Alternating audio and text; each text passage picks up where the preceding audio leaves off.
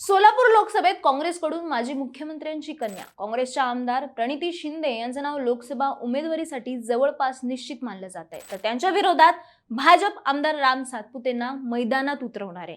भाजपची लोकसभा उमेदवारांची तिसरी यादी लवकरच जाहीर होईल आणि या यादीमध्ये आमदार राम सातपुते यांना सोलापूरमधून लोकसभेची उमेदवारी जाहीर करण्यात येऊ शकते। सोलापूरमध्ये भाजपचे विद्यमान खासदार आहेत जय सिद्धेश्वर शिवाचार्य।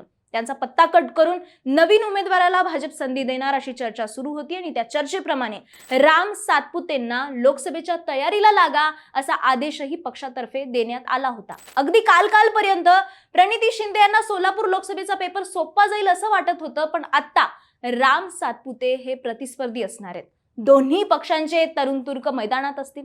महत्त्वाचं म्हणजे माजी मुख्यमंत्र्यांची कन्या विरुद्ध ऊसतोड मजुराचा मुलगा अशी लाईन सोलापूरच्या प्रचारात दिसू नये। सोलापूरची लढत नक्कीच इंटरेस्टिंग होईल, पण या लढतीमध्ये कुणाचे जिंकून येण्याचे चान्सेस जास्त आहेत, इथली जातीय आणि राजकीय समीकरणं काय आहेत पाहूयात या व्हिडिओच्या माध्यमातून। सुरुवातीला सांगते राम सातपुते कोण आहेत। तर राम सातपुते हे सोलापूर जिल्ह्यातील माळशिरस मतदारसंघाचे आमदार आहेत। 2019च्या विधानसभा निवडणुकीत ते भाजपच्या तिकिटावरती निवडून आले होते। वयाच्या अवघ्या 30व्या वर्षी राम सातपुते हे आमदार म्हणून निवडून आलेले। ऊसतोड कामगाराच्या मुलाला तिकीट दिल्याची चर्चा तेव्हा भरपूर झाली होती। सातपुते यांचे वडील विठ्ठल सातपुते हे शंकर सहकारी कारखान्यात ऊसतोड कामगार होते। शिक्षणासाठी राम सातपुते पुण्यात आले, एबीव्हीपीच्या संपर्कात आले। भीमा कोरेगाव प्रकरणातही ते सक्रिय होते। सातत्याने सक्रिय राहिल्याने पक्षाने त्यांना युवा मोर्चाचं अध्यक्षपद दिलं। त्यानंतर राम सातपुते हे राष्ट्रीय स्वयंसेवक संघाच्या संपर्कात आले। त्यांचं काम पाहून, त्यांची सक्रियता पाहून सातपुतेंना राष्ट्रवादीच्या मातब्बर उमेदवार उत्तमराव जानकरांच्या विरोधात उमेदवारी देऊन देवेंद्र फडणवीसांनी सगळ्यांनाच आश्चर्याचा धक्का दिला होता। सातपुते यांनी 2019च्या लढतीमध्ये जानकरांना पराभवाची धूळ चारत विधानसभेत दणदणीत विजय मिळवून आणला होता। आता त्यांना पुन्हा उमेदवारी देण्यात येऊ शकते, पण यावेळी त्यांचा नंबर लोकसभेच्या निवडणुकीत लागलाय आणि त्यांच्या समोर आहेत प्रणिती शिंदे आणि त्यांचं आव्हान। यासाठी प्रणिती शिंदे यांचे प्लस पॉइंट्स काय आहेत ते पाहायला लागतील।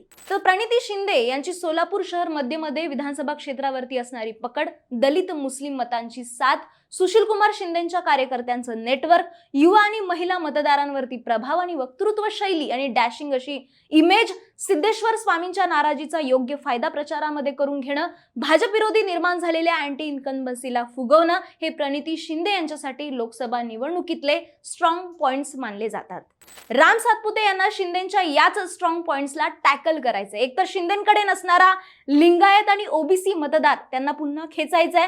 स्थानिक काँग्रेसमध्ये गटातटाचं राजकारण आहे, त्याचा फायदा उचलायचा आहे। सोलापूर ग्रामीण भागात शिंदेंचं कमकुवत संघटन आहे, तिथे राम सातपुतेंना भाजपचा विस्तार करावा लागणार आहे। सोलापूर लोकसभा मतदारसंघात मागील 2 टर्म पासून भाजपचे उमेदवार निवडून आलेत, परंतु हे दोन्ही खासदार निष्क्रिय ठरल्यामुळे जनतेमध्ये नाराजीची भावना आहे। या नाराजीला राम सातपुते यांना सामोरं जावं लागणार आहे। तसंच 2014 प्रमाणे सध्या मोदी लाट नसल्याचंही भाजपच्या या उमेदवाराला मान्य करावं लागणार आहे। असो, या सगळ्यात सर्वात जास्त महत्त्वाचं म्हणजे सोलापूर मधली जातीय समीकरणं आणि या दोन्ही उमेदवारांना या जातीय समीकरणामध्ये फिट व्हावं लागणार आहे। तुमच्या माहिती करता सांगते, सोलापूर मतदारसंघ हा अनुसूचित जातीसाठी राखीव आहे आणि इथं दलित, लिंगायत, मुस्लिम आणि मराठा मतांचं प्राबल्य आहे। हेच लक्षात घेऊन 2019च्या लोकसभा निवडणुकीत भाजपने लिंगायत समाजाच्या मतांवर डोळा ठेवूनच धर्मगुरू जय सिद्धेश्वर महास्वामी यांना उमेदवारी दिली होती। मात्र त्यांच्या जातीच्या दाखल्यावरनं त्यांची खासदारकी वादात सापडली होती। यामुळे यावेळी त्यांचा पत्ता कट झाला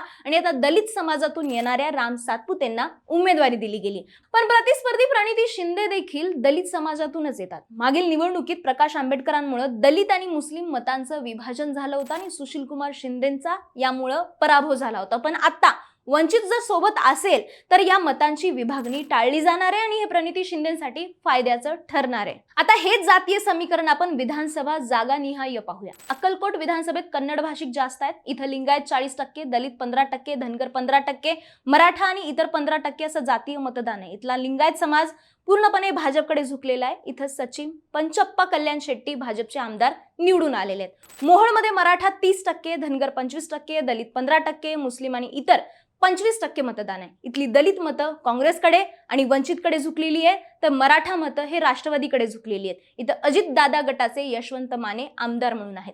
सोलापूर दक्षिणमध्ये धनगर 25%, लिंगायत 25%, मुस्लिम 20%, मराठा 10%, दलित 10% आणि इतर 10% असं इथं मतदान आहे. इथला लिंगायत समाज पूर्णपणे भाजपकडे, तर धनगर आणि मुस्लिम समाजाचा कल हा काँग्रेसकडे असल्याचं दिसून येत आहे. दक्षिणमध्ये भाजपचे सुभाष देशमुख हे आमदार म्हणून निवडून आले होते.